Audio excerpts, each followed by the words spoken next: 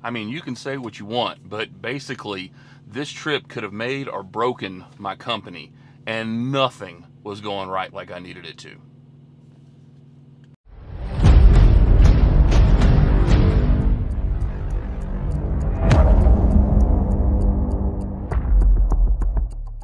What if all of us took that attitude after we face a rejection and a no, or we have a meeting and no one shows up, or somebody say, you can count on me, and they don't come through? What if we have that kind of attitude? The car's repossessed. Nobody believes in you. You've lost again and again and again. The lights are cut off, but you're still looking at your dream, reviewing it every day, and say to yourself, it's not over until I win. What's going on, you guys? Welcome back for another one. To the new subscribers, and there are a few of you, welcome in. Usual suspects, you know the routine. Welcome back. Boy, have I got a lot to get into, and I finally have the time to do it. It has been an amazing roller coaster, and not the good kind. So I made the short, but now I actually get to explain everything that happened and what went on and why things happened in the way they did. And so, as you saw, or those of you who don't know, I was actually stopped for the day in Clarksville, Tennessee. A place of happy memories. I was married in Clarksville, Tennessee. And I left about 1 o'clock in the morning, and I had gotten there about 2 and was sitting around doing my own thing, having my own jam, And all of a sudden, the whole truck rocks. And I'm like, this is not good. I didn't know what it was, but let me tell you, I knew it wasn't going to be a good thing. And so I get out and I do the inspection. I walk around and there's nobody that hit me. It just doesn't make sense. And that's when I looked down and I saw the airbag. And as the comment said, an airbag is not that big of a deal. Except as we will go into. So I'm at a Pilot. I go to the shop. Shop has a big sign on the door. 1 o'clock, closed, reopen on Monday. Call the Pilot up the road. No luck. Call the Loves and I don't tell them I'm at the Pilot. And they say, no, we don't have a mechanic. He is off until Monday. But we can change a tire. That's all we can do. So, all right, well, now we're going to go on down the rabbit hole of having to call local shops. And so I called 3 or 4 of them, and very nice people. And I will tell you, the first guy I called said, nothing I can do for you. Sorry, hung up. The next guy was just as nice as could be, but basically said there's nothing I can do for you. But he did say, and again, I saw a lot of the comments, there are ways around an airbag when it blows. But he said, how heavy are you? And I said, I am 34,000 pounds on my drive axles. They put most of the weight of this load right in the front. I don't know why they do that when they load. He said, all right, well, I'm going to give you one piece of advice, sir. He said, I can't help you, and I don't know you, and you do whatever makes you happy. He said, but whatever you do not drive that truck. I was like, oh, and he's like, I know you're going to be tempted, but I'm telling you, do not drive that truck. And people all the time, you'll see comments, they don't have the idea to fix it right the first time, but they always have the money to fix it right the second time. And so I took his advice, and I was like, I wasn't going to drive on it, and where was I going to go, right? So I get a hold of a guy, really nice guy, and he said, all right, and he goes, I'll talk to you. First of all, his exact words, you broke down at the worst possible place at the worst possible time. You just got jammed. He said, it is Friday afternoon in Kentucky, and everybody's already drunk, and there'll be a church in the morning, so nobody's really going to be able to help you. I said, all right, so what can we do? And he said, all right, I'll give you the breakdown. He said, all right, so I'm about 30 minutes away from you. There's one place we know that will probably have your airbag. They are in Paducah, Kentucky, about an hour away from me, 30 minutes away from this gentleman. He said, I can call them in the morning after church and see if they have the part. If they have the part, it's $100 for them to go open the store, and plus the price of the part. He said, okay. He said, but I got to drive from where I'm at to get it, 30 minutes, and then an hour to you, and it's $150 an hour, plus $150 an hour in labor, plus it's $150 for me just to show up. I said, okay, that's going to be expensive. He said, yep, but he goes, and I'm not trying to mess with you. That's just what we charge. I said, okay. And I called another guy, very nice guy. And he was the exact same scenario. He knew the exact same shop in Paducah, Kentucky, apparently, but he was $100 an hour, but it's the same $100. And I said, okay. He goes, but again, we can't do anything till tomorrow morning. So I said, all right, well, I'll call you tomorrow morning and let you know what we're going to do.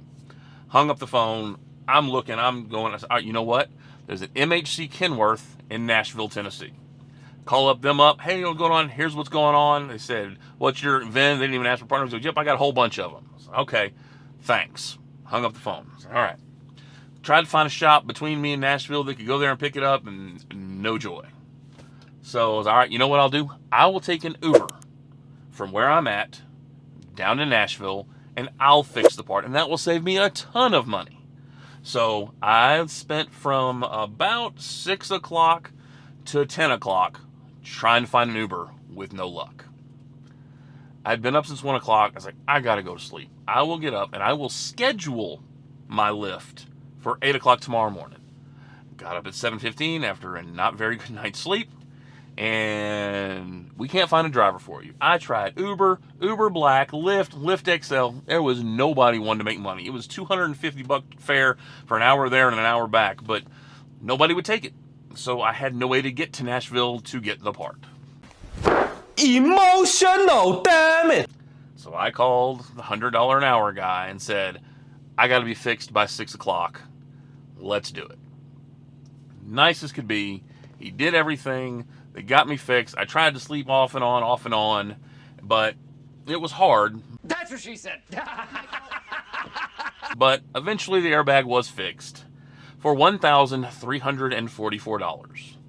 Now, I saw a lot of comments from people saying, hey, you can get an airbag for $100. If you have that, comment in the link, a airbag for a 2019 Kenworth for $100 so I can buy about 6 of them, because they only charged me $281, and that was the cheapest one I found. But yeah, that $300 part cost me $1,300 because I broke down at the worst possible location at the worst possible time. But that's okay. We can still make the delivery. All that matters in this scheme is the delivery, because I am a new authority. I work for about 3 brokers. And if you want to lose a broker, start being late for appointments. The appointment was at 7:30 in Jacksonville. Could not be there before 7. So I'm trying to cope the window. I'm going to give myself a little leeway, and I get rolling down there. And it was not the airliner that crashed, but I was in Chattanooga and got hit with road construction. And got hit on an accident on 75, and it slowed me down, and I'm watching it. Okay, and I book it. That is the fastest I have ever driven through Atlanta. Got through Atlanta, get down to 16 going over towards Savannah from Macon. I have to take my 30-minute break. Law is the law. Get pulled over, and anytime I pull over and stop, even for a 30-minute break, I always walk around my truck and take a look. And it's at this point where I've got my flashlight, and I get to my trailer, my rear outside tire, it's not there. You just got jammed. It just disappeared. I have like 2 remnants of a sidewall, and that's it. And I always drive with my radio on, and I pass people. Not one person said anything on the radio. Not one person flashed it on. I have no idea when this happened. But now, it is 3 o'clock in the morning on a Monday in the middle of nowhere, Georgia, and I'm watching, and it says that if I take my 30-minute break, I would be there at 7:15.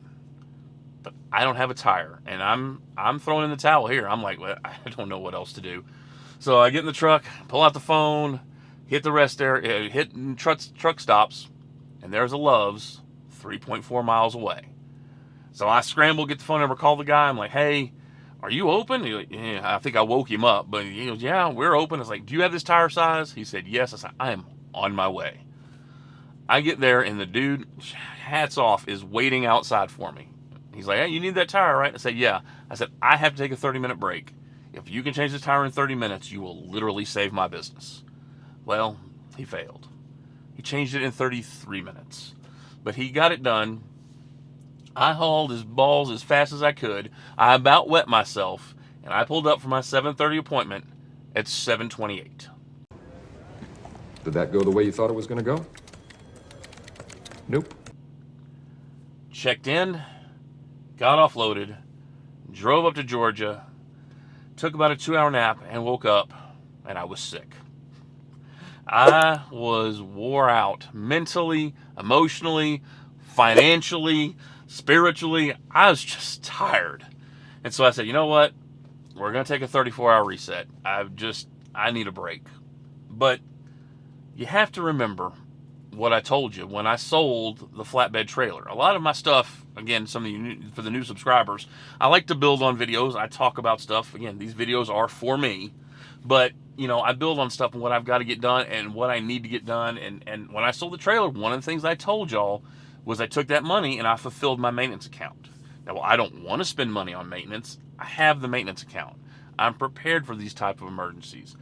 But I only have so many loads and so many places I can go and flat tires and just, you know, the funny good stuff, you know, oh, it's good and will away and God absolutely took care of me, does not change the fact that when I parked and pulled that air brake in Georgia, that was the lowest I have been in a very long time in trucking. Like I said, I was just spent, and now I'm sick, or was sick. I'm not anymore.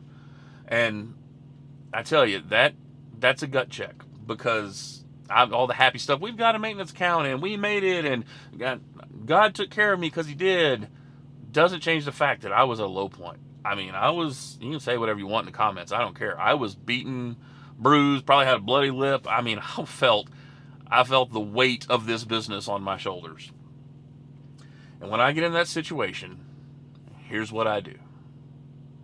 I remember very vividly that I only lose if I quit. So stand up, dust myself off, wipe the blood off my lip, look the devil in the eye, and say, it ain't over until I win. And you just move on. Because my grandfather said my whole life, life's 10% what happens to you and 90% how you choose to deal with it. It's all in your brain. It's all mental. So we're mentally tired.